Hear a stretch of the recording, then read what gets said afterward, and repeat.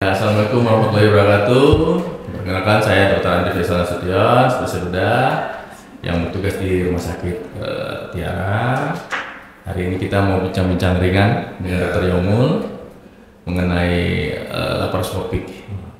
Ini tiap saya bawain topiknya selalu baru-baru terus nih Dok. Laparoskopi, waktu sebelumnya ada lagi, ini istilah baru laparoskopi. Apa sih maksudnya laparoskopi gitu? Sebenarnya sih laparoskopik ini nggak baru-baru amat ya. Jadi udah lama, cuman belum begitu populer mungkin. Ini adalah suatu tindakan bedah yang minimal invasif. Apa itu minimal invasif? Yang pembukaan atau yang dilakukan tindakan operasi itu yang dengan pembedahan yang seminimal mungkin. Karena kita tidak membuka luka yang lebar, luka yang kecil, sehingga dampak yang kedepannya luka lebih cepat sembuh, rasa nyeri lebih minimal, dan lain sebagainya. Gitu. Jadi untuk sahabat-sahabat Tiara tidak perlu khawatir ya Dok ya. Biasanya kan juga selalu takutnya lukanya gede. Oh ini ya, lebih kecil ya Dok lebih ya? kecil. Iya. Jadi kalau misalnya kita operasi biasa, itu biasanya mungkin sekitar 3 cm lukanya, kita buka lapis demi lapis, sehingga itu akan menimbulkan jaringan parut yang mungkin lebih luas, rasa nyeri lebih lama gitu. Sementara kalau dengan minimal invasif, luka paling di bawah dari 1 cm. Ya, paling besar juga 1 cm, dan kita tidak membuka lapis demi lapis karena kita memasukkan alat ke dalam itu seperti mencucuk. Jadi tidak melukai lebih banyak lapisan-lapisan dari kulit tadi itu. Seperti itu ya sahabat Tiara. Jadi bukaannya itu cuma kecil ya. Tapi dengan bukaan kecil ini biasanya dilakukan nih pada kasus-kasus seperti apa sih Dok biasanya Dok? Baik. Gini Dokter Yomul, kalau misalnya pasien dengan laparoskopik ini sekarang sudah lumayan banyak ya yang bisa ditangani. Yang paling sering itu adalah laparoskopik untuk kantong empedu, ya batu empedu, ya kemudian usus buntu, kemudian kedepannya lagi mungkin bisa dengan hernia, ya. Ada juga yang lebih maju lagi bariatrik. Nah, itu untuk yang diet gitu ya. Tapi untuk sementara ini yang kita bisa kerjakan di sini ya laparotomi untuk appendix atau usus buntu dan polisistektomi atau kantong empedu. Kalau misalnya untuk kasus yang memakai laparoskopi itu hanya untuk kondisi-kondisi seperti itu saja atau ada kondisi-kondisi lain Dok? Baik. Jadi kalau laparoskopik ini secara garis umum hampir bisa kita lakukan untuk berbagai keadaan pasien. Tapi ada beberapa pasien yang tidak boleh kita lakukan, atau kontraindikasinya. Yang salah satunya itu adalah keadaan yang nyeri hebat pada perut atau sudah peritonitis. Ya, itu akan memperberat, membuat susah kita melakukan tindakannya. Kemudian kalau misalnya terjadi gangguan gagal ginjal, itu juga kontraindikasi. Kemudian obesitas yang sangat, ya. Kalau misalnya overweight malah bagus, malah enak kita kerjakannya. Nah, tapi kalau misalnya udah obesitas yang udah terlalu, itu juga salah satu kontraindikasi. Gitu. Kalau misalnya usus buntu nih, kan kadang-kadang ada usus buntu yang katanya cuma radang doang ya, usus buntunya. Ada juga yang usus buntu yang katanya udah mulai pecah ya, itu yang disebut peritonitis ya Dok ya? Jadi kalau usus buntu ini kan kita ada yang akut, ada yang kronis, ada yang perforasi. Jadi kalau misalnya dalam keadaannya akut atau kronis itu masih lebih kita sarankan untuk dilakukan tindakan laparoskopik. Tapi kalau dia sudah peritonitis, itu biasanya disebabkan oleh yang udah bocor, perforasi, itu sebagusnya dilakukan tindakan yang open. Karena apa? Karena pasti sudah banyak pus atau abses yang di perut itu yang harus dievakuasi. Jadi dengan laparoskopik agak terbatas ruang lingkup kita untuk mengevakuasinya. Gitu. Jadi kalau misalnya tindakan laparoskopi ini tidak ujuk-ujuk ya dok ya. Jadi tindakan laparoskopi ini jadi kita melakukannya berdasarkan hasil pemeriksaan. Benar. Kalau misalnya kan tadi kan kita ngomongin soal kasus-kasus gitu. Terus awal-awal kan dibilangin sayatannya kecil. Ya. Tata caranya kayak gimana sih dok? Jadi pasien ini dalam keadaan bius umum. Bius umum, kemudian kita ada beberapa trocar namanya atau pipa, ya ada pipa kameranya, ada pipa untuk memasukkan alatnya, ya. Pertama pipa untuk kamera itu kita taruh di daerah pusar. Jadi di sisi di situ mungkin sekitar 1 cm untuk memasuk kameranya di situ. Kemudian kita masukkan gas, ya gas CO2 untuk kembung perutnya supaya kita bisa mengevaluasi apa masalahnya di perut. Jadi bisa kita lihat seluruhnya. Jadi seperti kita udah lihat di kamera kita bisa jelas. Jadi lapangnya lebih gede ya. Lapangan lebih gede. Kalau kita open kan lebih susah kita. Betul. Kalau ini seluruh rongga perut itu bisa kita lihat. Kemudian baru kita posisikan. Misalnya kita mau lakukan tindakan pengangkatan kantong empedu. Berarti kita taruh trocar yang lain itu di daerah atas supaya mudah mengevakuasinya. Gitu juga kalau misalnya usus buntu kita taruh trocarnya di bawah. Gitu. Kalau misalnya penata laksananya bervariasi. Kalau tidak ada berat segala macam mungkin sekitar 1 sampai 2 jam sudah selesai. Yang di kan ada takut nih. Benar-benar kata operasi itu pada takut sendiri. Benar. Ini operasinya berapa lama nih? Yang dimaksud berat ini kayak gimana sih? Atau yang ringan ini kayak gimana? Jadi kadang-kadang tiap orang beda-beda ya. Datang ke rumah sakit juga dalam keadaannya sudah beda-beda. Betul. Ada yang pasiennya kalau udah nggak apa namanya tuh kalau belum sakit bener, itu nggak mau ke rumah sakit. Betul. Nah, jadi pada saat yang udah sakit bener itu baru ke rumah sakit biasanya walaupun belum peritonitis tapi sudah mulai agak bocor, misalnya usus buntu nih. Jadi kita mengevakuasi nanah yang sekitar itu yang akan memakan waktu. Gitu dengan alat yang kita masukkan, gitu mengevakuasi nanahnya itu yang dibilang ini tindakannya ada lebih sulit. Gitu.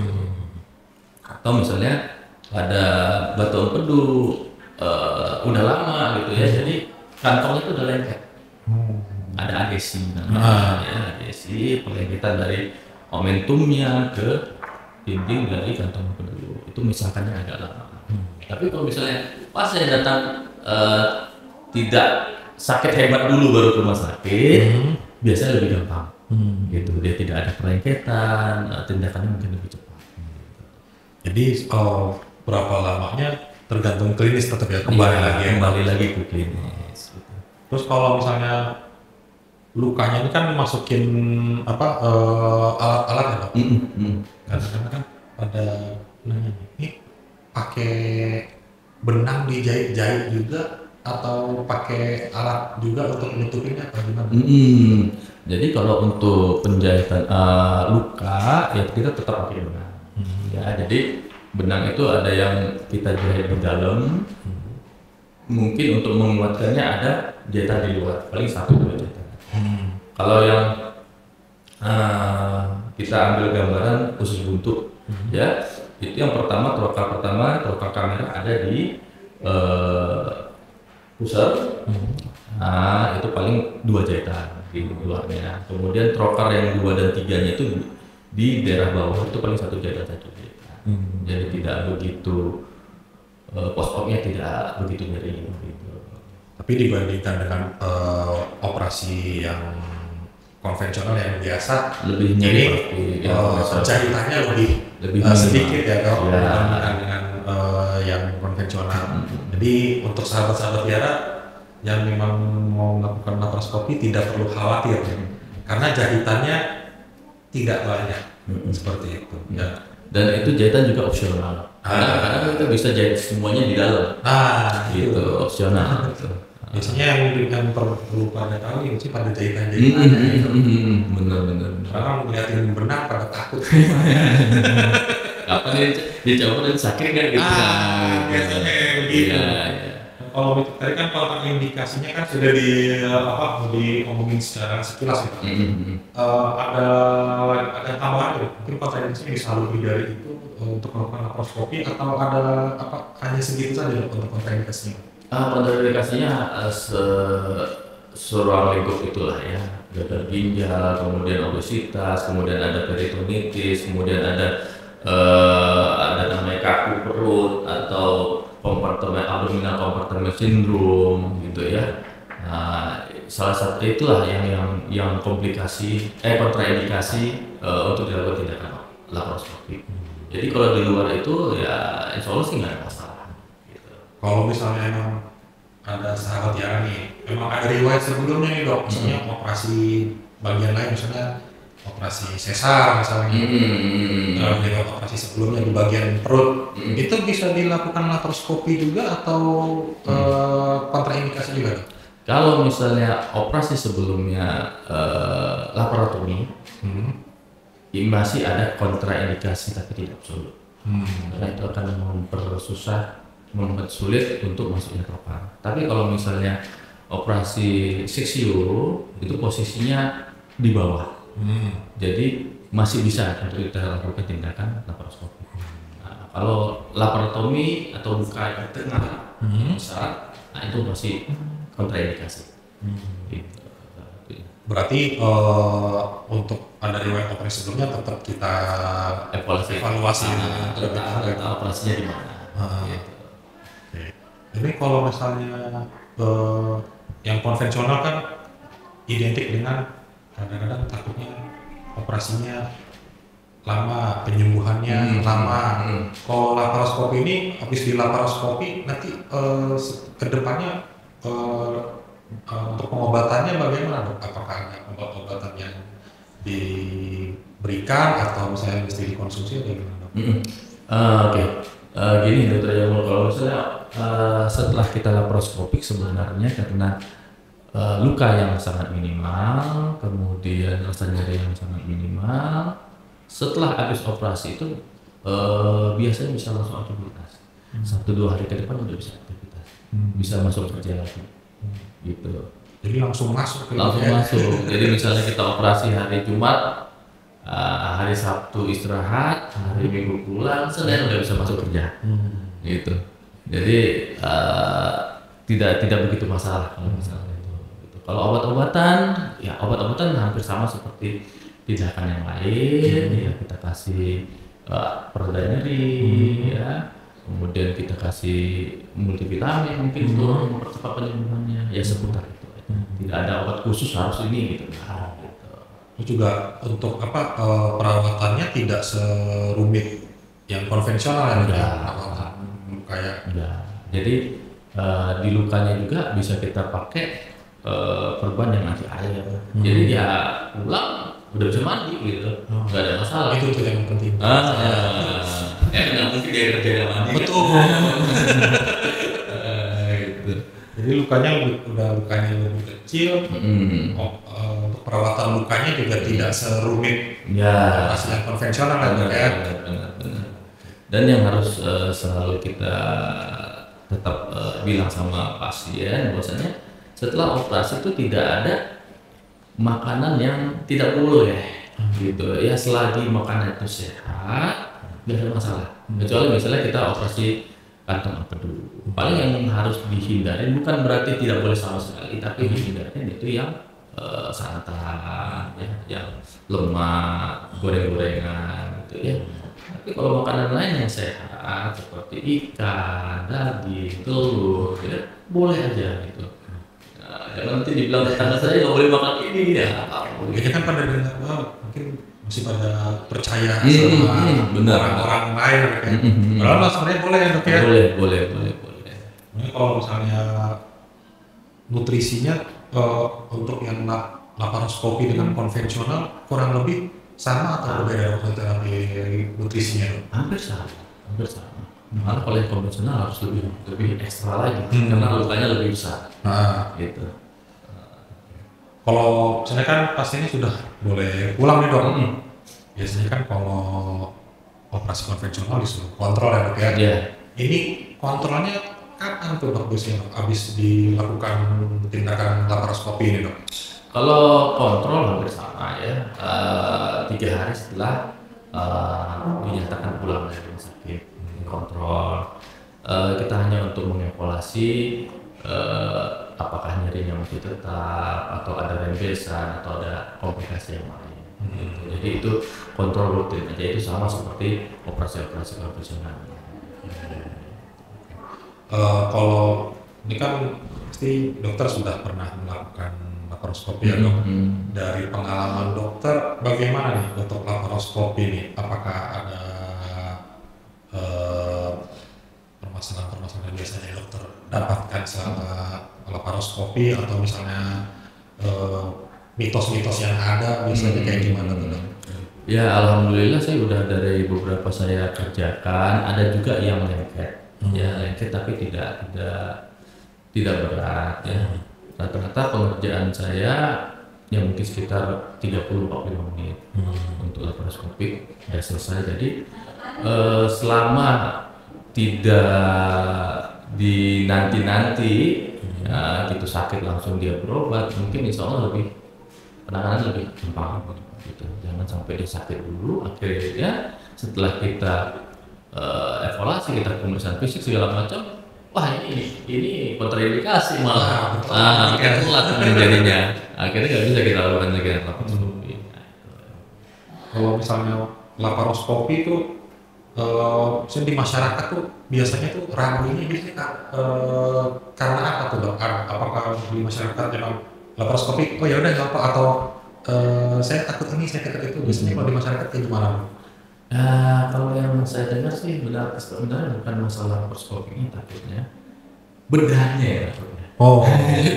Bahasa itu kalau udah dengan kata-kata operasi ya, langsung pikirannya kemana-mana gitu. Padahal dengan laparoskopi yang minimal invasif ini jauh lebih ringan jadinya. Jadi itu sebenarnya penata laksanaan yang sangat bagus di bagian. Jadi orang nggak perlu takut, oh saya sakit gini untuk periksa langsung. Jangan sampai ditunda. Gitu. Jadi untuk sahabat-sahabat yang lainnya ya tidak perlu khawatir ya dok ya. Jadi jangan nunggu sakit dulu ke dokter Andri ya. Jadi jika memang sudah merasakan ada gejala-gejala yang sudah dokter Andri sebutkan, mungkin sahabat Tiara bisa langsung ke rumah sakit ya, ke dokter Andri. Ya. Pas lagi untuk ke dokter Andri hari apa aja tuh dok biasanya dok? Alhamdulillah saya Senin sampai Sabtu di sini. Jadi tinggal jamnya aja nanti. Dari jam berapa dok biasanya dok? Kalau Senin sore, Selasa sampai Jumat, sampai Sabtu itu siang dan pagi. Jadi untuk sahabat-sahabat Tiara tidak perlu khawatir dok ya. Benar. Senin sampai Sabtu. Iya. Ya dok. Mau sore, mau pagi ada ya dok ya. Ada jadwalnya. Mungkin nanti dari bagian editor di sini ada ya. Untuk jadwal-jadwalnya nanti bakal ditampilkan ya. Baik dokter Andri, kayaknya kuasanya sudah lengkap banget nih. Sudah benar-benar kalau istilah sekarang daging semua ya. Ya. Terima kasih ini untuk semua sahabat Tiara yang sudah mengikuti podcast pada hari ini. Ya semoga untuk podcast hari ini bermanfaat ya dok ya. Amin. Semua. Terima kasih juga kepada dokter Andri yang sudah meluangkan waktunya nih. Ya. Sampai benar-benar meluangkan waktu operasi ya dok ya. Terima kasih Dr. Andri juga untuk semua kru yang bertugas pada hari ini. Untuk jadwal Dr. Andri mungkin nanti akan ditampilkan ya. Untuk podcast hari ini saya cukupkan aja dulu dok ya. Sampai di sini. Terima kasih semuanya. Saya Dr. Yang pamit. Wassalamualaikum warahmatullahi wabarakatuh.